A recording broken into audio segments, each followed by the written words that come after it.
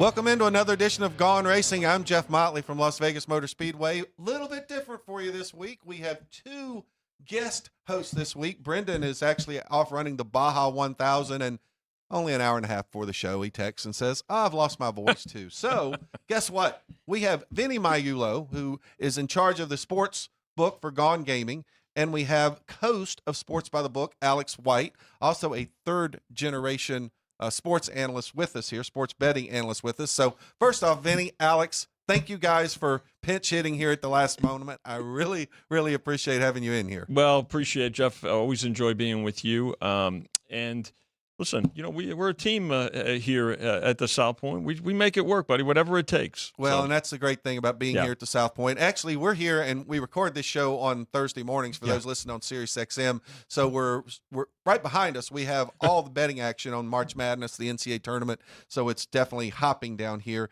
And Alex, we're glad to have you in. I know that NASCAR is not your first sport, but a little bit new for you, but you know betting. You know betting very well. Absolutely know betting. I'm very excited. This is a great opportunity for me to learn a new sport here in NASCAR, get a lot of good information from you. So thank you for having me. Well, speaking of gambling, we want to talk about one thing really quickly. We know we have a number of listeners on the radio, including people who also watch us on YouTube in the state of North Carolina. And Vinny, Alex, this was a very big week for sports betting in the state of North Carolina. Well, congratulations to our now colleagues in North Carolina with the legislature recently passing sports wagering, and now sports wagering being available to the folks in North Carolina. Jeff, it's a yet another milestone, and now we've gone really through the 40 jurisdictions, 40 states, and jurisdictions around the United States that have legal sports wagering since PASPA was overturned back in 2018. So I'm thrilled for the folks there. Look forward to getting there and visiting with some of our friends and colleagues. So for the folks that are in North Carolina now, enjoying what we've enjoyed for so many years, then I'm sure they're going to enjoy it, and I'm sure they're going to participate very strongly. And Alex, do you think this will have a positive impact on NASCAR? Because now we know, look, the two top markets for TV viewership is Charlotte, North Carolina, and Greensboro, North Carolina. So do you think this will have a very positive impact on NASCAR, that more people will be able to bet on it? I don't see why not. I mean, that's one of the reasons why sports betting has become as big as it is, right? Because everybody wants to have a little bit of stake in when they're watching. So I think if people can actually bet and it's in Charlotte, I think that'll help it grow even more. But you guys are doing a great job, and that's the most important part, right? Getting shows out there, getting educated people out there, telling people how to put their money, how to play. And I think it could only help for sure. When I think what's going to amplify it, too, to Alex's point, Jeff, is the fact that the Tar Heels are going to be playing the first couple of days of this tournament down there as well. So I think that the fact that North Carolina is now in the business, this is going to be a huge jumping-off point for North Carolina with sports wagering. So once again, congratulations to the folks there. Well, speaking of our business is NASCAR and is racing, and so we do need to wrap up last week's race at Bristol. And I watch a lot of the races, and I've watched a lot of races at Bristol. And last week we had a situation where the tires were wearing out in 35 to 40 laps, but we found veteran drivers like Denny Hamlin and Martin Truex Jr. and Brad Keselowski. They finished in the top three because the veteran drivers figured out how to better manage their tires. I really think maybe NASCAR is onto something with the short track package as well as with the tire wear that actually made this a sit on the edge of your seat, not knowing who was going to win at any point. You know, Jeff, I love your point. And as I've always said that, you know, first of all, and the fans, the bettors of NASCAR, they're some of the most educated bettors we have. I mean, obviously, you know, there's a lot of folks involved with football and basketball, baseball, and hockey. But NASCAR bettors, and they pick up on those things. They know it. And they know not only the drivers, and as you pointed out, that really took advantage of that, but the teams, the crew, the crews themselves, and how they strategize. There's so much more strategy than I first realized when I started booking NASCAR back in the 1980s. That is something that you want to pay very close attention to, and who has the strategy and who's making the in-race adjustments as well to what's happening. So to your point, kudos, and that's something that the fans notice. And again, they're going to look for that in this race. We'll get to this week's race, which has got a shorter history, so that's going to bring up a whole new set of strategy. And we also know that Bristol is in the playoffs. So Yeah. the Bristol will be a playoff race come the fall. And so there's certainly going to be certain things we can learn. Mm-hmm. But I also have to believe Goodyear's probably going to change the tire up a little bit before Great they come point. back. I think the drivers like the tire wear. They just maybe say that might have been just a little too much. And one of the things that I had to learn about tires was the different surfaces, even though let's throw this week out for the sake of discussion because it is a road race, right? But when you're looking at tracks, even tracks, I remember you and Brendan really stuck with me, is that even the surfaces at the tracks, they're not all the same, right? And the conditions are not always the same. And so that's something that has to come into play. So tuck it away, you bettors out there, tuck away what happened last week as you prepare down the road for the playoffs. A great point, Jeff. Right. You got to prepare all the way. Now, let's look at some of the numbers from last week. Denny Hamlin was a plus 600 to win the race, plus 140 for a top three. He did win Group A at a plus 260. He also had a head-to-head against William Byron. It was minus 140. No big return there. He did lead the Toyota camp, which was the favorites in this race, at plus 120. It really seems that Toyota has hit on something when it comes to the short track package because that's 2 wins in a row for Toyotas, and Toyota's had the first and second place cars with Martin Truex Jr. His championship odds, not really going to change much. Everybody pretty much knew Denny Hamlin was going to be in the playoffs, so he remains at. He started at 10-1. He's at plus 700, and guess what? Those odds, they're not going to get any better. So if you don't bet him at 700 now, it's not like it's going to go back to 10-1. No, I don't think so because he's having. Look, he's put himself in a position, Jeff, to really be a force, right, and to be reckoned with. And so, now. That said, the fact that he's come down, others are going to go up, right? I mean, when you look at it, that race was pretty chalky, as we say, which means the favorite prices were really the ones that cashed. But the fact that Denny Hamlin has come down, could he go back up? I could see possibly, but not to your point, probably not to the opening number of 10-1. But other drivers, perhaps even drivers with a win. When look at Daniel Suarez, maybe So from our side of the counter, and this is important for folks to know out there, and look for if a book is going to lower prices, then a book should be prepared to raise prices on other drivers in this case. And so, kind of look at that. Follow how the numbers are moving, not just what they opened at and what they're currently at. Watch how the line movement occurs. For races, in this case, an individual race, but also for the Cup Series in the playoffs. And I believe once a driver gets a win and has clinched their way into the playoffs, you're probably never going to get better odds on that driver because it's the guys right now that are not in the playoffs. If you get a guy who's out there at 60 or 70-1 and all of a sudden he pulls an upset and he wins, then guess what? He becomes one of only 16 guys going to the playoffs, and those numbers are going to drop dramatically. Great point. I mean, and there's a psychological aspect of it too, right? Yeah, I mean, I'm not saying because they're very competitive too. They're as competitive as any athletes in the world, but there's teams too, right? And the element of what you just said is so important because there's a finite number that are going to go to the playoffs, and look, watch out for the hungry guys. The guys that have come close, they're going to be hungry. Well, taking one more look at last week, the other positions, Martin Truex Jr. was a plus 550 for his top three. Brad Keselowski was a plus 330 for a top three. One guy here was very disappointed. He had Brad Keselowski to win his group. Brad Keselowski gets third place, but guess what? He was in the same group with Martin Truex Jr., who had not had great success at Bristol. So if Brendan was sitting up here, he would be laughing at me right now.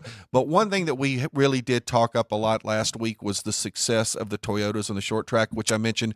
We look at 5 of the top 10 spots are Toyotas. None bigger or more surprising maybe than John Hunter Nemechek coming home with a 6th place with the Legacy Motor Club car, which those of us in Las Vegas, that's a near and dear team to us because Maury Gallagher, who owns Allegiant Airlines, he is the owner of that team along with Richard Petty and Jimmy Johnson. Also a top 10 run for Chase Elliott, but Ty Gibbs and Christopher Bell also coming in with Toyotas finishing in 9th and 10th. All right, let's take a quick look at our NASCAR standings right now. We're through 5 races, and we've got 5 different winners: Kyle Larson, Denny Hamlin, Christopher Bell, William Byron, Daniel Suarez. Now, I think everybody has won with maybe the exception of Daniel Suarez being a little bit of a surprise. The rest of those are drivers who are perennial contenders for the championship. So I don't really think there's necessarily any surprises in there. I think when you look down through the current standings, maybe seeing Kyle Busch sitting in 16th place right now is surprising. And one thing that if you're watching and you're looking on the screen, one thing that we don't have up here is all the way through the lower positions. Joey Logano, through 5 races, is still down around 30th position. At some point, Logano's going to see his championship odds go up, I would think. Oh, there's no question about it. Just as I pointed out a little while ago, Jeffy, you've got to watch results. You've got to watch current form. I mean, it just doesn't look right to see a 50-1 next to Joey Logano's name for this week's race. Let's say, for example, right? I mean, Joey Logano was 12-1 at the beginning of the season in terms of the cup for the Cups to win the championship. He's come down a little bit because he drew initial money early. So, but now look, we know this too. Joey Logano's the kind of driver that things could change very quickly, and I think as his odds increase, particularly race by race, you're going to see a sprinkling of tickets on him, right? In fact, there's a few tickets on him I noticed today, besides Tyler Reddick and Ross Chastain and Shane Van Gisberger. You're talking about this week's race. Yeah, this one. But I'm just looking at how the numbers have shifted. I think at some point, Joey Logano is going to get things right. That team is going to get things right, and they're going to figure out a way to become relevant. But this is the time maybe that you want to sprinkle in. I'm not saying put your whole bankroll on him, but be mindful that Joey Logano is going to be a factor at some point during the course of the season. Well, and this might be a tough week because road courses haven't necessarily been his strong suit. But this week we're heading off to Austin, and then just trying to take a quick little snippet at our next few events coming up. A couple of more short tracks going to Richmond and Martinsville, a couple races there in Virginia. Then we'll be heading to another 1.5-mile intermediate track at Texas Motor Speedway. And then on April 21st, we'll be back to the Super Speedway at Talladega. Vinny, thank you. We know you had one segment. We got to be out of here. Alex, she's going to be with me for the rest. So we'll see you soon on Gaughan Racing. South Point offers all the types of entertainment you'd expect at a first-class Las Vegas resort. Did you know our 400-seat showroom is one of Las Vegas's top destinations for live entertainment? Enjoy live performances by classic Vegas entertainers, bands, and today's hottest comedians, plus a rockin' dance floor. You can also enjoy live entertainment at the Grand View Lounge, where you'll feel all the vibes of old Las Vegas.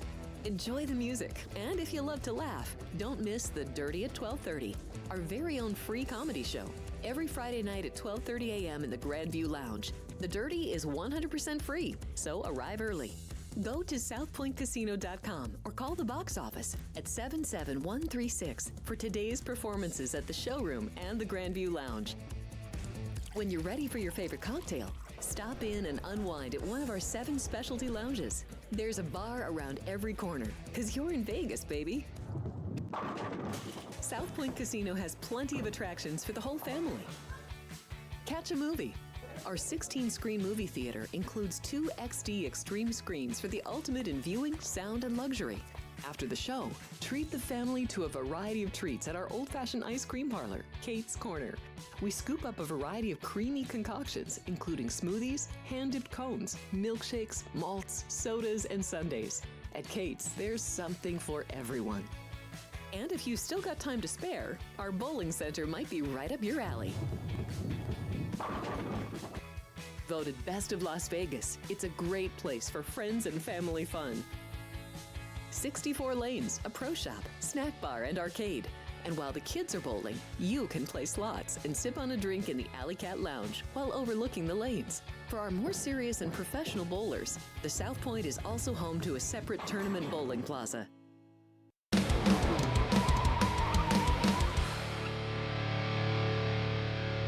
Welcome back into Gaughan Racing. Jeff Motley, not alongside Brendan Gaughan this week. Brendan is off in Mexico running the Baja 1000, and he apparently lost his voice, so even the Zoom option was not there. But I am joined by Alex White, host of Sports by the Book here at the South Point studio. Alex, thank you very much for pinch hitting for Brendan today. You're a much better relief driver than he is, I think, today. So this week we're talking about the EchoPark Grand Prix at Circuit of the Americas in Austin, Texas. It's only going to be the fourth visit by NASCAR to what has really become an iconic track because it has been racing Formula One down there for a number of years. In fact, building Circuit of the Americas really helped bring Formula One back to the United States several years ago.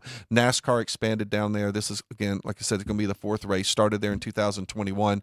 The first race down there was in an absolutely torrential downpour of rain to the point that it got so bad they finally had to stop the race. Now, NASCAR only typically will run in rain if it is on a road course. They can't do that on ovals because of the tread on their tires. Okay. But they did attempt to run that race in the rain, and it really, the rooster tails and things like that, the spray, as you may want to call it, got very difficult. But then we had two incredibly exciting, successful races down there. Ross Chastain won the second race, and Tyler Reddick was last year's winner. So Chase Elliott, Tyler Reddick, Ross Chastain, three guys who are well known as good road course racers are the guys who've won there. And I think there's certain guys that we're going to look at. So I think with Tyler Reddick being the favorite, I don't think that's really a big surprise, but is anybody that you might like there as well?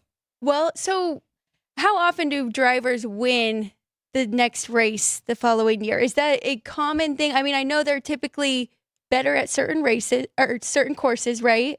But how often does that really happen? I think we find some tracks where drivers can be very dominant. We saw that with Kevin Harvick for years at Phoenix. We've seen it with Kyle Busch and even his brother Kurt. Neither Harvick or Kurt are racing anymore at Bristol. So it's not uncommon, but I would also say that there's great competition out there. I mean, I think every time that there is a race, you literally could say there's 20 to 22 guys who have a legitimate chance to win. So sometimes it all has to come together because you've got your pit stops. So you got to make sure that the pit stop is clean. You got to make sure you don't have a mechanical failure and that you don't make a driver error or that another driver doesn't make an error that ruins your day. Absolutely. So there are a lot of factors that it has to all come together for you to be able to win. So, but what it also does though is he's going into this race with a great deal of confidence. So I think that helps when you do go into these type of events. So you know what I think will help me? Are you going to the groupings? No, we'll do those last. We're going to do our odds to win. Okay, that so will be we're our just first. go. So let's go through our odds to win first. Tyler Reddick is our favorite at plus 600. Chase Elliott, who has gone now more than a year without a win, plus 700, and this may be a great opportunity for him to try to get back on track. And then we look at the rest of our first page of our numbers here. We're all into the double-digit odds. William Byron, Martin Truex Jr., Christopher Bell, Kyle Larson, Ross Chastain, Kyle Busch, and Ty Gibbs are all 12-1. Shane Van Gisbergen, we'll talk about him a little bit more in a minute. A.J. Allmendinger and Denny Hamlin at 15-1. And Daniel Suarez and Chris Buescher coming in at 20-1. Now, one guy that everyone is going to focus on a little bit is Shane Van Gisbergen. Shane came over here, as most people that follow NASCAR know. He came to the United States from his home, New Zealand, and made his NASCAR debut at the Chicago Street Course last year, and he won the race. I will say that is something that does not happen, has been a very big rarity in the history of NASCAR for a person to come in and win the first race that they ever compete in. Now, he's had a few more races since. He ran a couple of road course races toward the end of last season, and now this year he's running full-time in the Xfinity Series, but he will be running a third Trackhouse car, so he will be teammates out there to Daniel Suarez and to Ross Chastain. So I think Shane Van Gisbergen at 15-1 is certainly a guy that if you're looking to put a little money on somebody that's a double-digit favorite, is one to take a good look at. I like it, definitely, especially because you said it really matters how some of these drivers perform on the road course. Is there anybody that you like in that 12-1 or do you think that, I mean, at 15-1, even better odds that Shane is your best bang for your buck there? Well, I think when you look at the 12-1s, I think maybe first off, we got Ross Chastain, who did win here before. We've also got Christopher Bell. Christopher Bell's got like 7 career wins on 7 different type of tracks. Okay. But Christopher Bell has a win on the road course at Daytona. It was actually a time when we were, it was during the COVID time. And so we're trying to get more races in. So they actually ran the road course at Daytona. That was his first career win. And Christopher Bell is a guy who runs well anywhere. Martin Truex Jr. is a guy who had a number of years of great success on road courses, has not had quite the same level of success over the last few years, but he ran well last week at Bristol. I know it's a completely different type of racetrack, but sometimes that can really lead to confidence in drivers. And so I think Martin Truex Jr. is probably going into this with a great deal of confidence. And I think the other guy that's on the first page of the board there that you can just never count out is A.J. Allmendinger. AJ is a road course specialist. Now, he has run full-time in the Cup Series before. He's full-time right now in the Xfinity Series. But AJ Allmendinger has got wins on road courses. He is a road course ace, and I don't think there's any question that if everything goes smoothly with his pit crew and he doesn't have any of those kind of outside factors come in, he's going to be a contender to win.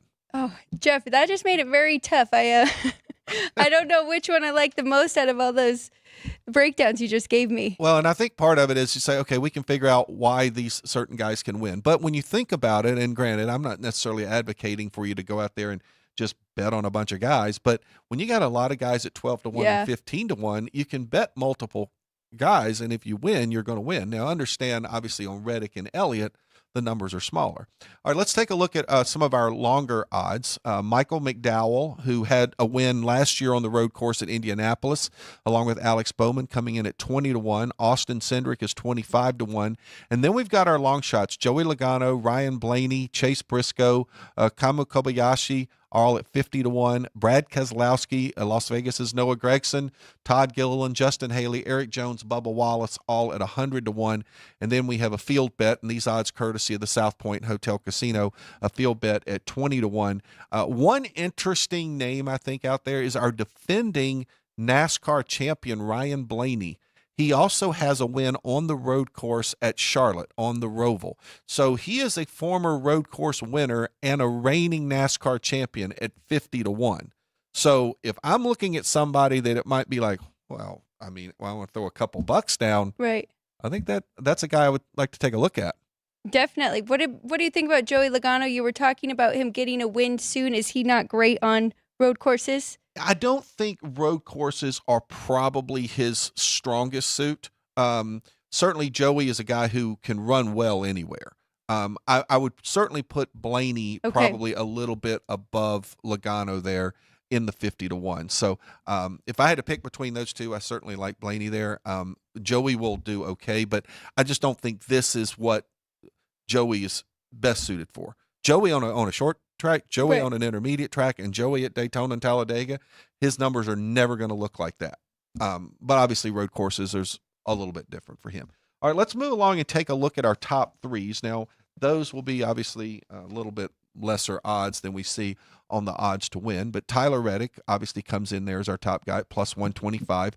Chase Elliott is plus 225. Shane Van Gisbergen pops all the way up to our third favorite here at plus 250. William Byron, Christopher Bell at 275. Ty Gibbs at 300. Ross Chastain, Kyle Larson, Martin Truex Jr. at 350. Kyle Busch is 400. Allmendinger, Suarez, and McDowell all at 450. Denny Hamlin at 600. Buescher 650, and Alex Bowman 650. I guess the number maybe I kind of like here because it is so high.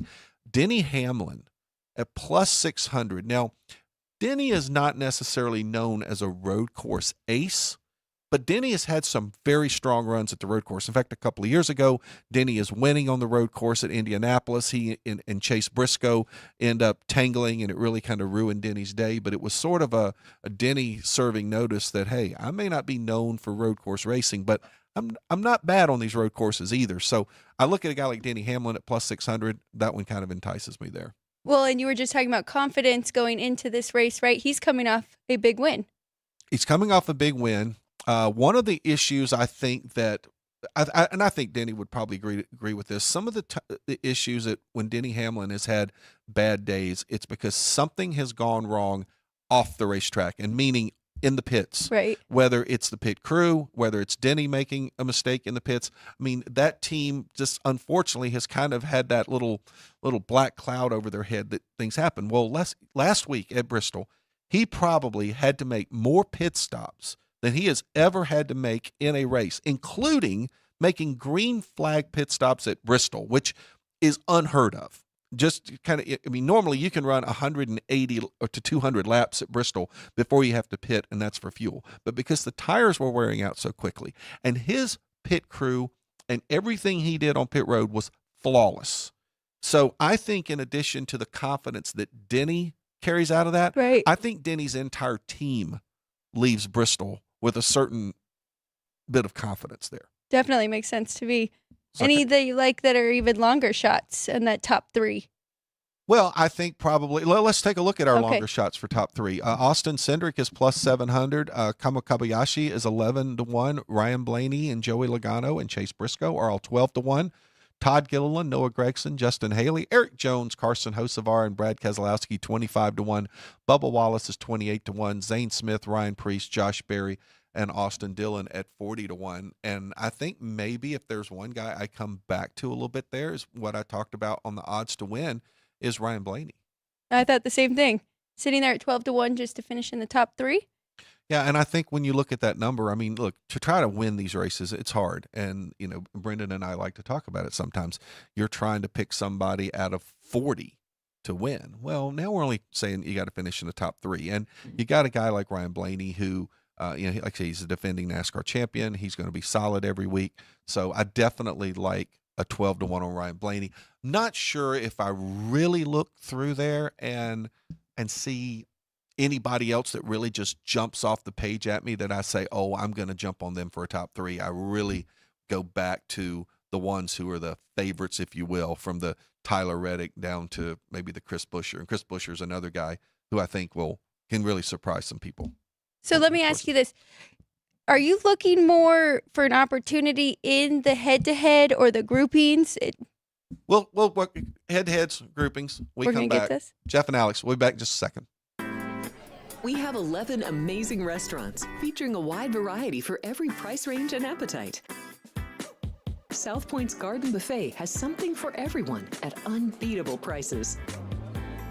Or, if hunger strikes in the middle of the night, join us at Coronado Cafe. The American menu offers breakfast, lunch, or dinner 24 hours a day, plus a Chinese kitchen for authentic Chinese dishes from 11 a.m. to 11 p.m. From steak and eggs to wonton soup, it's fast and friendly service 24/7.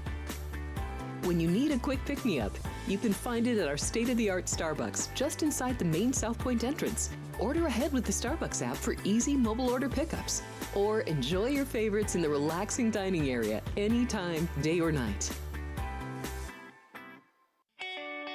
If you love Mexican food, Baja Miguel's has all of your south-of-the-border favorites. There are dozens of classics to choose from, like fajitas, ceviche, chimichangas, tacos, and more. And for spirit lovers, Baja's colorful non-smoking tequila bar is right outside.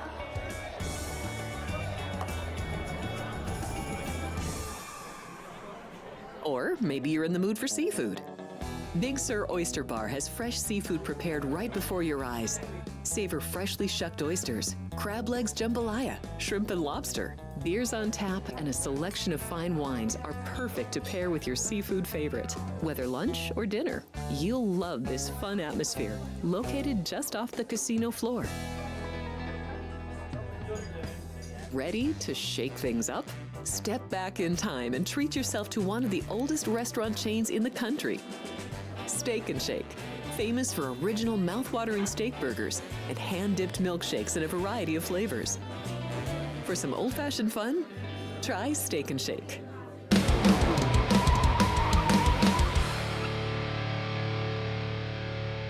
Welcome back into Gaughan Racing. Jeff Motley, not sitting alongside my buddy Brendan Gaughan this week. No, I have the co-host of Sports by the Book, Alex White, a third-generation sports betting analyst. Alex, thank you for pinch hitting or relief driving for Brendan today. Brendan is down in Mexico, and he's racing in the Baja 1000. And about an hour and a half before the show, I get a text that, I have no voice. Makes it kind of hard to do It makes it kind of do hard. a show It with makes no it kinda voice. hard. I'm just wondering, what was he doing down in Mexico? Did it involve a worm and a lime that he doesn't have a voice this morning? So I don't know, but if he's listening, he can let us know next week because he'll get the full grilling when we get back next week. So right before we went to break, Alex, you brought up head-to-heads in groups, and that's our next bit right now. So our driver head-to-heads, and some weeks our driver head-to-heads are kind of like we don't really get some good numbers, but we've got a couple of pretty good numbers on our driver head-to-heads this week.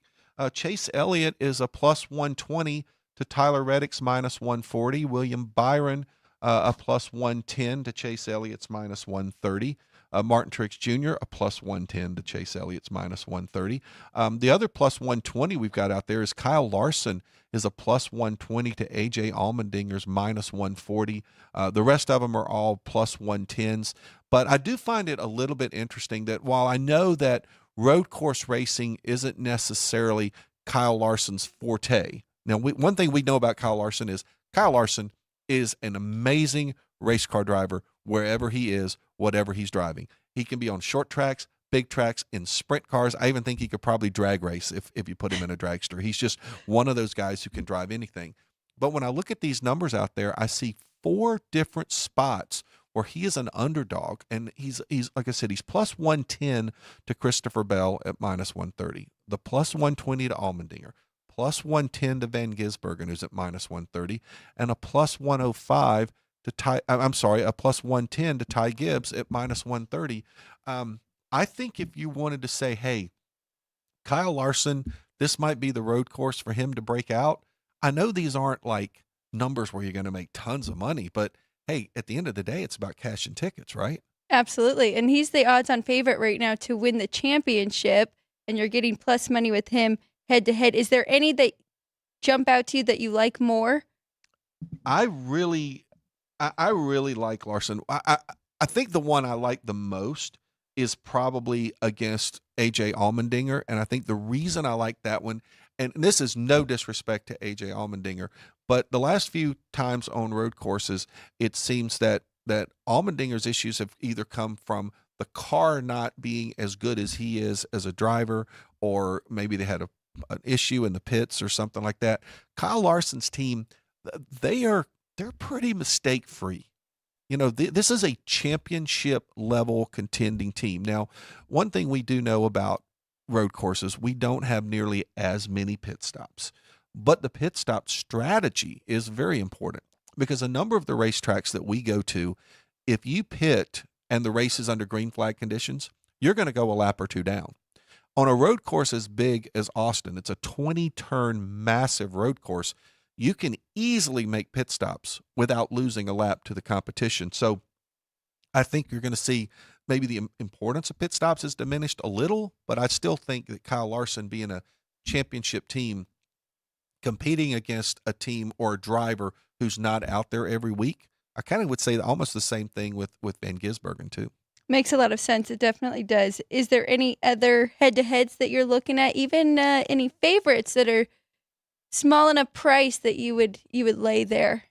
I don't know that I would. I guess maybe the Tyler Reddick. But it's a minus 140 against Chase Elliott at plus 120.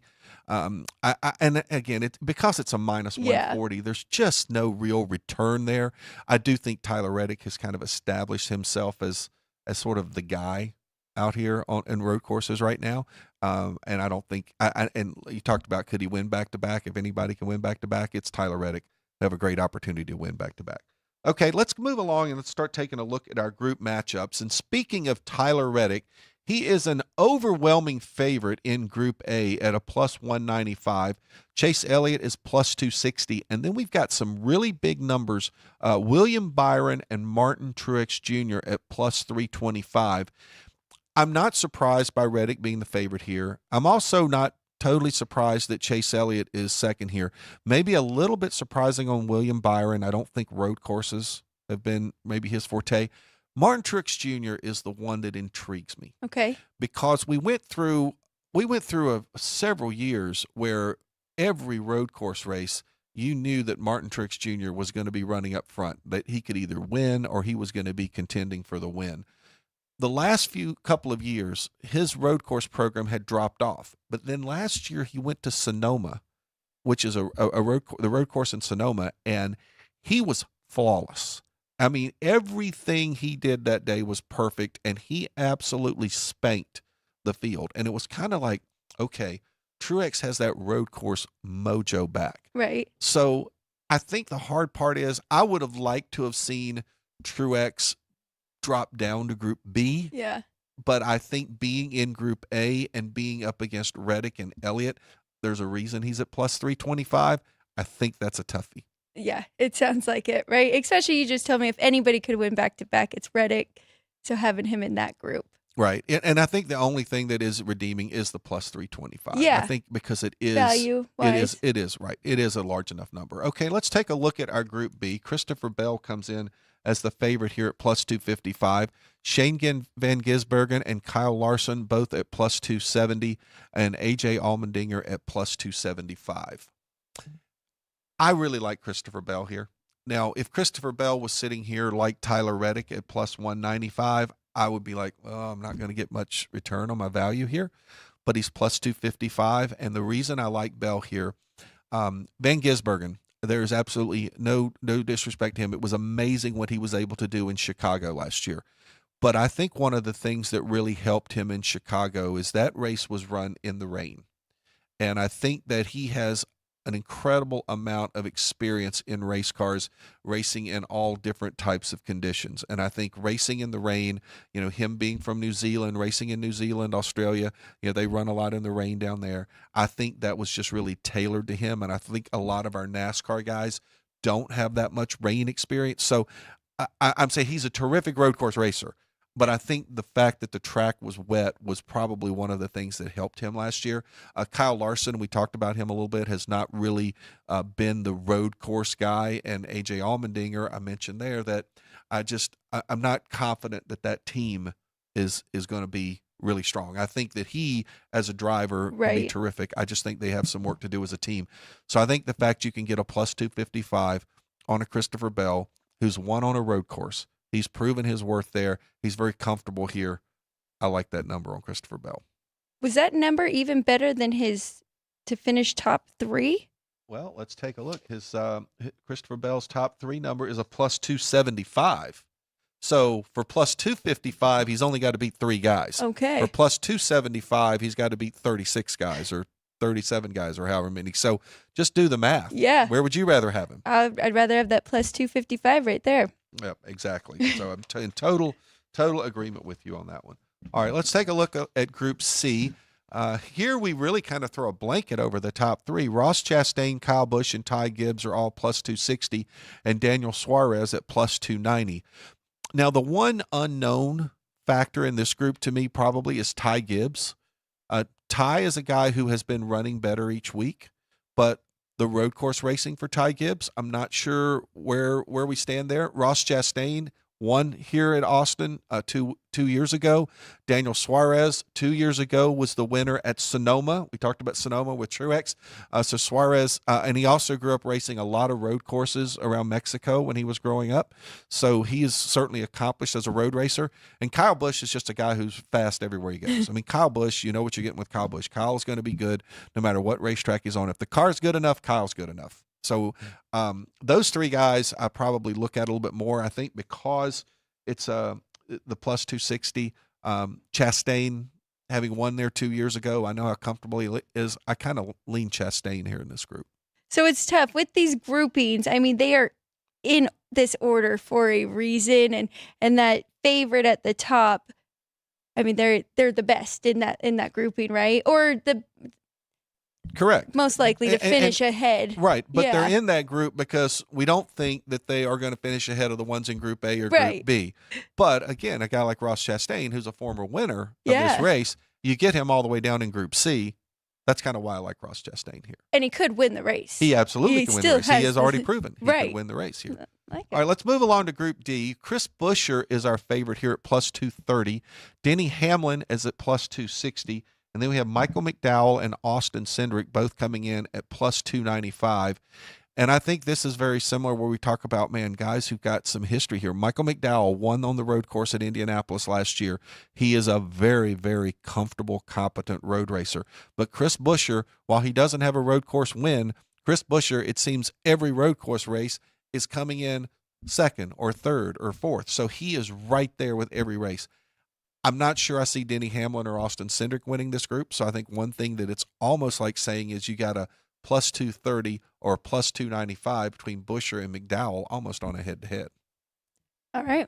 I like it. So you're narrowing it down to at least 2 in each group. And I think that's kind of what we try to do with our groups is try to narrow it down and say, okay, who do I think I can cross out?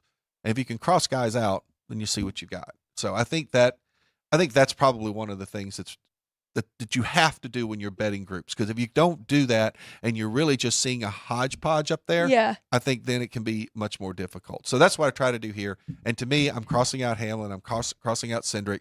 I'm saying it's down between Buescher and McDowell. Now, then if you say it's that close between Buescher and McDowell, then why not take the guy that's plus 295 instead of the one that's plus 230? That's what I was thinking. So just kind of, playing the odds there, if you will. So, all right, we'll take one look at our Group E before we go to break here real quick. And if we don't get through it, we can always come back after the break. But Brad Keselowski and Kamui Kobayashi are plus 240. Todd Gilliland's plus 280. And Noah Gragson plus 320. And Kobayashi, he's only going to run 1 or 2 races all year. Brad Keselowski, a lot of experience. This one here is a really, really tough one to pick for me. Probably one of those that I would kind of throw up the X and say, I don't really know about that one, but we'll see. All right, we come back on Gaughan Racing. We'll have our final segment. We'll tell you how we did last week, and we'll give you our picks. From the South Point studio, the perfect blend of sports. But I think the Niners are going to wear them down. Detroit Pistons lost their 36 games. Comedy. See over-under on that relationship lasting. I'm going to put mayo in the coffee. Yeah. I am beautiful. And a whole lot of Pittsburgh. In Pittsburgh. Pittsburgh. Yeah. Pittsburgh. Join Ryan McCormick. That's at least 2 picks outside of our own in the first round next year. Oreo. And host Frank Nicotero. I look at the clock. I go, ah! Ah! Oh! Watch Punchlines live at noon every weekday.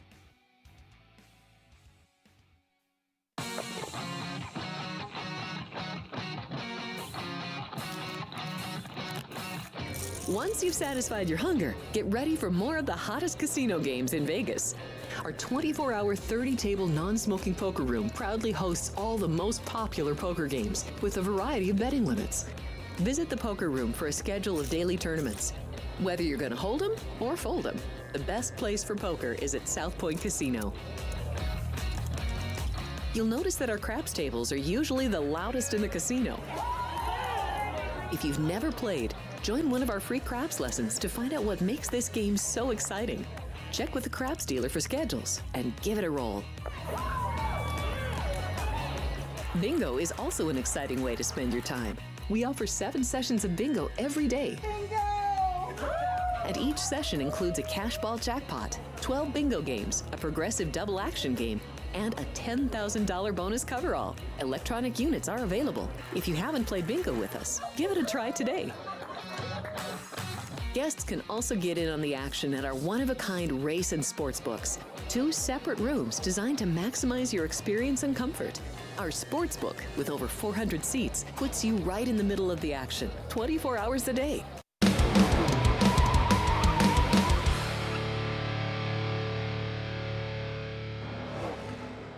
Back here on Gaughan Racing, our final segment, Jeff Motley, not alongside Brendan Gaughan this week, but alongside Alex White, our host of Sports by the Book here at the South Point studio. And Alex, a 3rd-generation sports betting analyst. So, Alex, thank you for stepping in this week. We really appreciate it. I know NASCAR is not your forte, but you're having a real crash course today. I am. A It's been 1-hour great. crash course on NASCAR and on NASCAR betting. And we're in the middle of our group matchups right now. So we were on Group E when we went to our last break. Brad Keselowski and Kamui Kobayashi both at plus 240. Todd Gilliland plus 280, and Noah Gragson at plus 320. You know, Noah had had some pretty good runs on road courses when he was in the Truck Series and the Xfinity Series.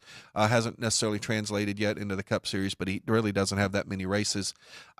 This is one where I look at Brad Keselowski and say he's the established team.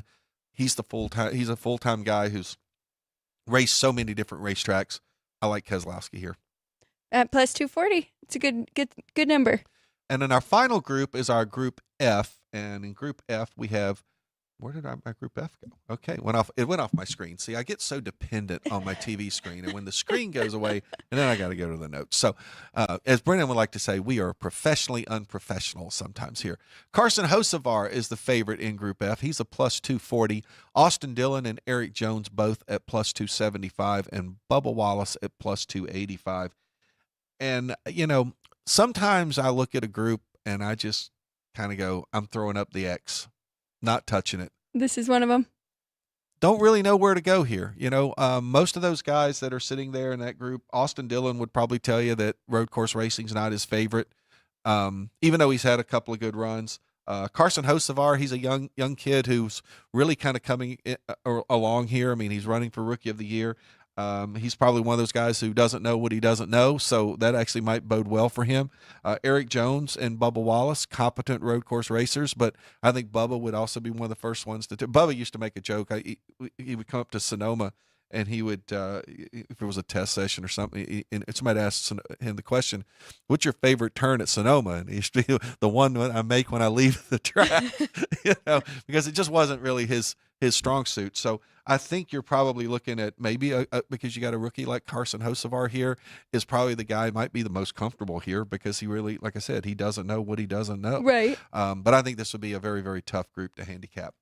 All right, our last pick is our manufacturer prop for this week, and Toyota, which we went for so many different weeks where Chevrolet was the favorite here, but what we've seen over the last couple weeks is Toyota run very well. We've got back-to-back wins by Toyota, and yes, they're on road courses, but they were on short tracks. But there could be similarities in short tracks and road courses because there are places where you really have to decelerate, you really have to use your brakes, you do have tight turns, and those are things that are characteristics of road courses.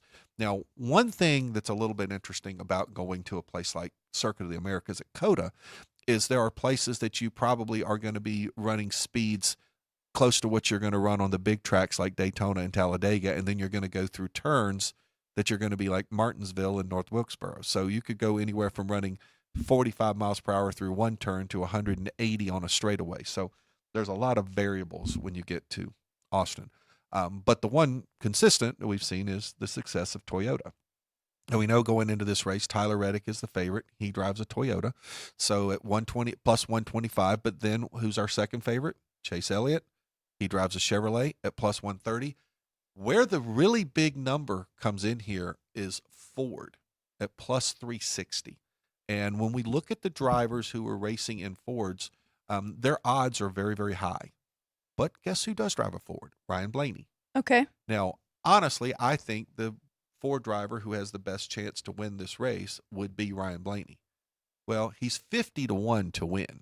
But Ford is a plus 360 for the manufacturer prop. So I'm thinking that if I'm going to bet on a Ford to win, I'm just going to bet Blaney at 50-1 to win the race, right? Right. If there's no other drivers that you really like that are driving Ford, then I would go with the 50-1 as well. Yeah, I just don't really see I just don't see that as a viable bet for this week. So, but that's just my thoughts. Okay, let's take a look real quick at our championship odds. We did not see a great deal of movement this week, partially because we did not have an upset winner this past week at Bristol. Kyle Larson, he remains the favorite. He's now at plus 500. William Byron at plus 600. Plus 600. The one person who did have his odds drop a bit, Denny Hamlin, went from 10-1. He's now plus 700, along with Christopher Bell. Chase Elliott and Joey Logano still hanging in there at 10-1. And those are a couple of guys who are really, really struggling right now. So having them at 10-1, I honestly would say if you're going to – I wouldn't bet either one of those guys right now because if they continue to struggle, then they're going to drop to 15, 17-1, right, something like that. And then maybe that's the time to jump on them saying, look, Joey Logano and Chase Elliott, I mean, those guys are too good, to continue to stay down there. I have a question for you. Yes. Tyler Reddick, winner of last year. He is the small favorite for this week. His odds to win the championship right now, I believe it's 14-1. Is it now a good time to take those? If he were to win the race this weekend, they would definitely drop. Correct. I think he would probably drop to about 10 or 11, maybe 12-1. I'm not saying it's a huge gap, but Okay. This is what I will say. this 14-1 that he is sitting at right now, if he does win, Right. you're never going to get 14-1 again. Now, if he doesn't win, and let's see he goes the next 6 or 7 weeks without winning, then his odds may creep up to 18 or 20-1. Well, but then he hasn't won either. So there's a reason that they're creeping up. So, yes, if you are really, really confident in Tyler Reddick and what he's going to be able to do, then I think this would certainly be a good opportunity to jump on him for a championship right now. And seeing the way the Toyotas are performing, Right. and knowing that when we get into the playoffs, that there are short tracks in the playoffs like Bristol and like Martinsville, I think the Toyotas, if they continue this strength that they are showing right now, then I think a guy like Tyler Reddick at 14-1 right now would certainly be one worth going after. I jumped ahead a little bit, though. I know you're going to get to your picks for this coming up weekend. Unfortunately, we have to talk about last week's picks. Okay, last week's picks first. How did we do? Well, let's put it this way, Alex. You told me you don't watch a lot of NASCAR races, but if you had done the picks, you would have done every bit as well as I did last week because I missed all 5 of them, despite the fact that I had some drivers who actually ran very well. I mentioned the fact that I had Keselowski to win Group C. He finished 3rd in the race, and he lost his group because Martin Truex Jr.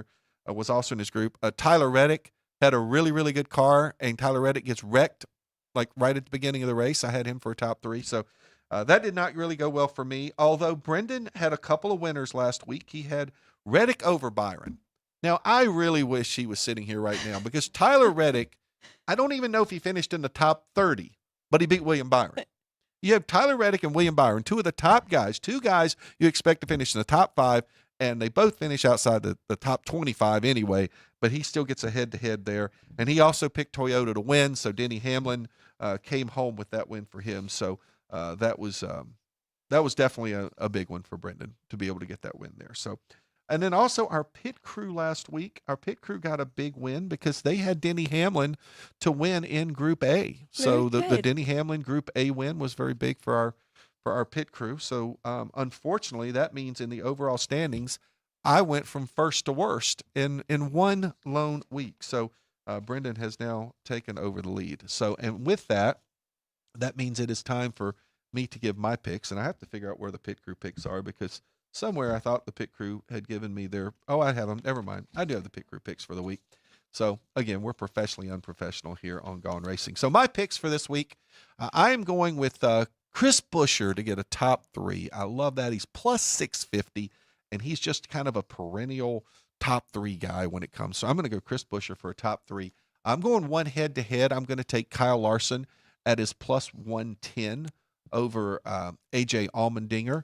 And then my other 3 picks will be in the groups. I'm going with Christopher Bell in Group B, Ross Chastain in Group C, and I'm taking Michael McDowell, and I don't know why, in Group D. Part of that is because I think I convinced myself. Now, Buescher's in that group as well, but Buescher's plus 230, McDowell's plus 295. Right. And I really think those two are very, very similar. You think that's solid strategy? Yeah.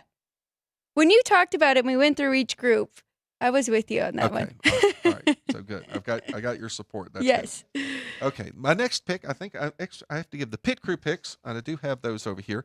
So the pit crew, now this is like, okay, Alex, you've been into the horse racing stuff, right? So you know how I think they think this is a horse race because the pit crew picked top three drivers. Yeah.